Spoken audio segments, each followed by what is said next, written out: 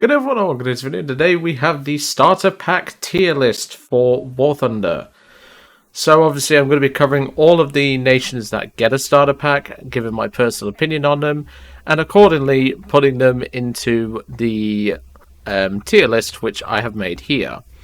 So going from the top to the bottom, obviously the ones in blue are the seriously buy these packs. They are incredibly good tier. The green is get these if you already have the best. Orange, well, that's orange to me, but that's because I'm colorblind to most colors. Good all around, but nothing special is the mid tier. Well, that's more like a yellow to me, actually, thinking about it, now that I've rubbed my eyes a little bit. You must be desperate for some premiums to buy this tier is borderline orange for me. And of course, the red, which I think is going to be everyone's favorite, is the take the money you could use to buy this pack, wipe your ass with it, you now have this pack in your hands. So, we're not going to go in like random order, we're going to go from left to right. And we're starting off with the British pack. Now, the British pack is very good. It has obviously the Crusader. It does fall behind in terms of the Spitfire for aircraft, but I would personally put it in the get these if you already have the best, because it's a good tier pack. I mean, both vehicles are tier 2. They're both very efficient at doing their job. The Spitfires, whilst they are not the most amazing for a new player in terms of ground attack ability, as an anti-cast bird, it does perfectly fine. You won't be killing much on the ground with them, but the Crusader will certainly make up for that, given its high mobility, decent gun, trollish armor, and the ability to have an amazing 2.7 lineup. I think personally this is one of the best actual packs that you can actually get, purely on the basis that it's just one of those packs that works for everyone, but obviously the plane does make it fall behind a little bit. Now, I know the images of the starter packs down there aren't clear. Obviously, I will point out the ones if you're not sure, obviously as I go along. That is only because on Tier Maker they have a limited PNG image length, and obviously I'm not going to spend time cropping it down just when I can just explain what they are and go from there. Then we move on to the Chinese pack, and this is again another one that goes here, because whilst I don't think it's top tier in terms of a pack, although it borderline is, so I'm actually going to put it in the seriously buy these packs tier. Mainly because the Stuart that it comes with is an excellent little tank. It's arguably more consistent than the Crusader, except the Crusader has a little bit more trollish armor. The thing is with the Chinese pack, though, is that it beats the British pack in terms of the plane, because the H-81, also known as a P-40B, is an excellent little plane. It packs a 500-pound bomb, which is quite a forgiving bomb to newer players. It has 50 cal, so it can penetrate tops of tanks and easily slaughters German tanks from above. And just in general, for what you get, that pack certainly does come into its element. Next, we move on to France. Now,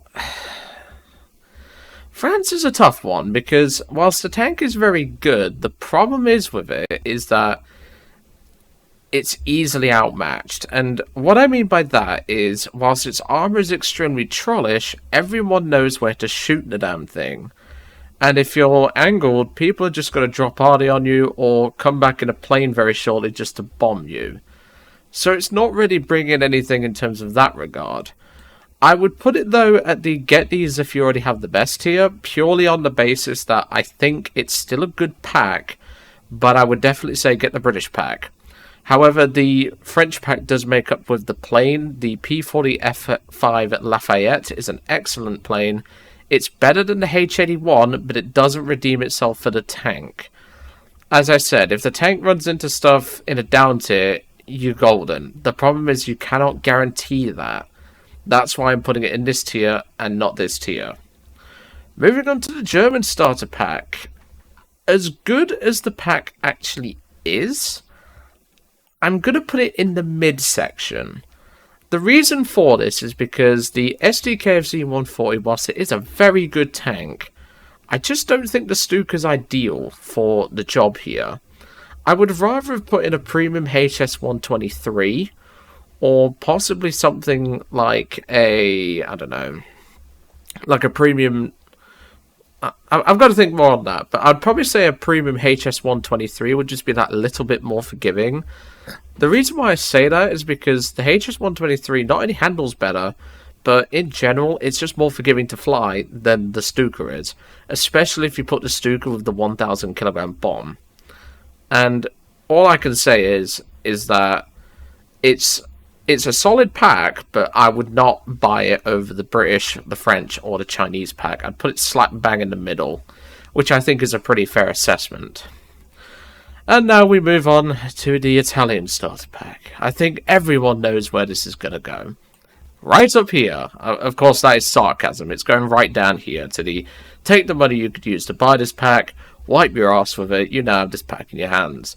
This is easily the worst starter pack in the game, with the plane being a pile of garbage, the tank being even more garbage, and even though the plane can dogfight, it overheats extremely easily, and unless you use mech, which doesn't fix all the problems of it, you're not really going to be doing much in that regard. The plane also isn't the CB model, it is a Series 1 clone with a different name, so you don't even get any bombs. If it was there, like if it had the bombs, I would borderline put it here. But since it doesn't, I'm not putting it there. The reason for that is because the RE 2001 just doesn't redeem itself as an anti-cast aircraft. It's not a very good anti-cast aircraft, and obviously the tank itself, the M1441, as you've seen in the dumb comments, people try to defend this pile of trash, but you can't defend trash whilst it's burning. That's all I'll say. So, I'm putting it there purely on the basis that this pack is total trash. You should never, ever buy this pack. The only reason why I got it is because I got the French pack. I believe I got the Japanese pack. I think I got the Swedish pack as well, and then I got this. And arguably, this is the worst pack in the game. I don't know if anything else is going to go in this tier personally, but Japan does come quite close to that. Speaking of Japan, I'm going to put it here. The main reason for that is because the Chi-He, the 5th Regiment tank that you get, isn't very good. It does have decent turret armor, but that doesn't make up for its poor mobility, its mediocre hull armor, and the plane, whilst it is very good, it doesn't redeem itself for the flaws of the tank, so to speak. The Japanese tanks are very hard to make work, for the most part. Obviously, there are some exceptions to that, like the, I think it's the, well, there's the Horo, and there's the Jiro, I think it's called, or the, I think it's called the Horo Prototype now, or something like that. The one with the 120mm naval gun, that one. It just doesn't redeem it. Obviously, the plane is very good, so I would recommend buying the plane separate. But obviously, I don't think it's something that you should actively use to, like, buy. If you need a premium for Japan, buy the Chinu 2, and if you need a premium plane that isn't the Kai-44, buy either the E7 or possibly the Japsair, or if you want to go for a rank 3, get yourself something like the A7M or even the Kai-61, which, fair enough, that isn't the most amazing choice, but it has bombs. It's a very good aircraft in ground RB, and if you need something that's a pure fighter, go for the P-51C-11, aka Evelina, purely because, like, there's no point to buying a Chi-He because it's just not a very consistent tank. And even though I've had good games in it, that doesn't redeem it. Next up, we have the Russian starter pack, which, ooh, this is a toughie. I'm going to put it right at the top. The reason why I say this is because even though the T-126 has lost a bit of its touch, when you angle that thing, it is an absolute monster for a light tank. Now, it's called a light tank. I would arguably call it a medium tank in terms of its mobility, but the armor that thing gets, plus scouting, is extremely good. Obviously, if people shoot the turret, which is the same for most Russian tanks, really, you're dead. But unlike most of the vehicles that I've mentioned, the Russian starter pack gets a biplane, which, as you've noticed, the others haven't. And it's not just any biplane, it's Zukovsky's Chaika. Now, personally, I'm not really sure why they've put a starter pack an actual starter premium in the USSR starter pack. I find it's a little bit confusing. So if I was to personally make a suggestion to like change it up a little bit, obviously we've got the P40 in there, so we've got the P40 technically in 2 packs, so you don't really want to put in the Russian P40. If you wanted a little bit of spice, you could probably throw in something like the Russian Hurricane, which would be ideal, although its ammunition capacity isn't very good, and it only gets rockets. But either way, I think they're probably going to be replacing Zukovsky's Chaika as a starter premium anyway, so I wouldn't be too worried about that.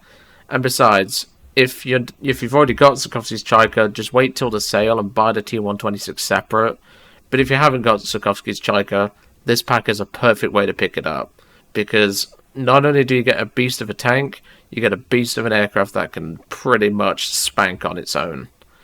So yeah, that's one thing for sure. On to the next pack, we have the Swedish pack, which I'm unfortunately going to have to put it here.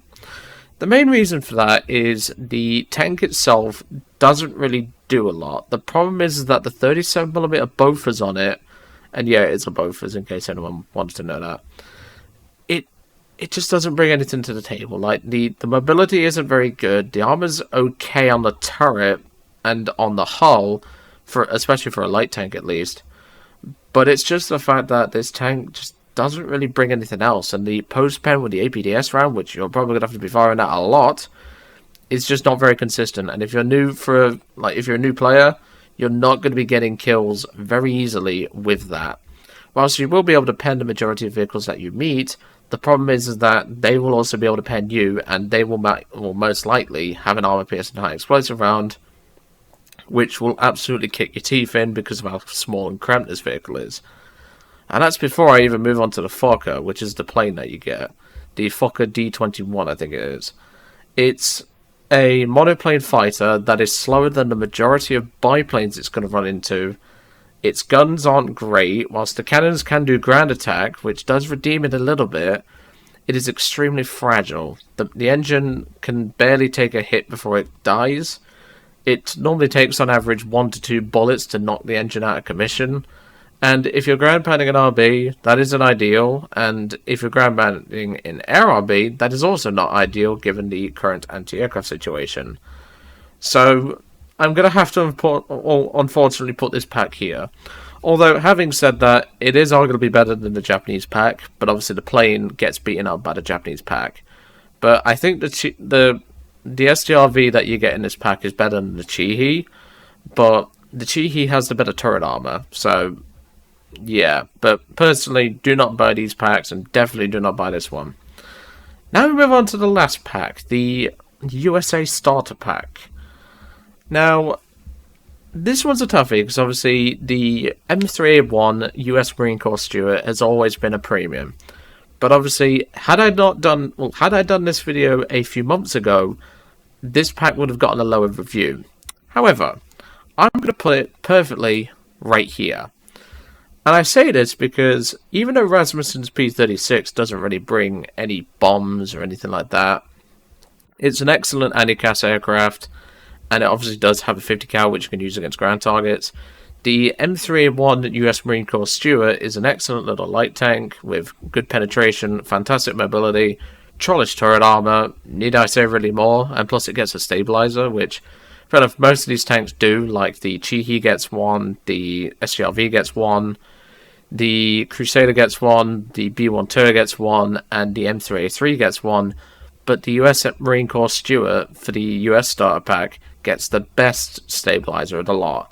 I think it's like 20 kilometers an hour it can go up to, so it's definitely very good in that regard, so I wouldn't be moaning about that. The problem is that the plane just isn't as consistent.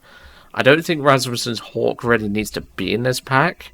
If I was to personally offer a suggestion on that basis, I would probably give them... Well, it's actually quite hard to think, because Lotte USA only really has one candidate for that job, but I wouldn't give new players a B10B, that's for certain. But personally, that's where I'm going to put the pack. Obviously, if it does change, then, well, that's good. But I just don't think it's as good as the French or the British pack. Obviously, it's a bit better than the British pack in terms of the plane. The tank, no. I'd rather take the Crusader over the Stuart, in my personal opinion, that is. I find the Crusader to be a lot more trollish than the Stuart, but that's just my experience, and that's how I feel about it. So, let me know what you think of this in the comments below. Let me know what would put the ratings in, like reasons for that.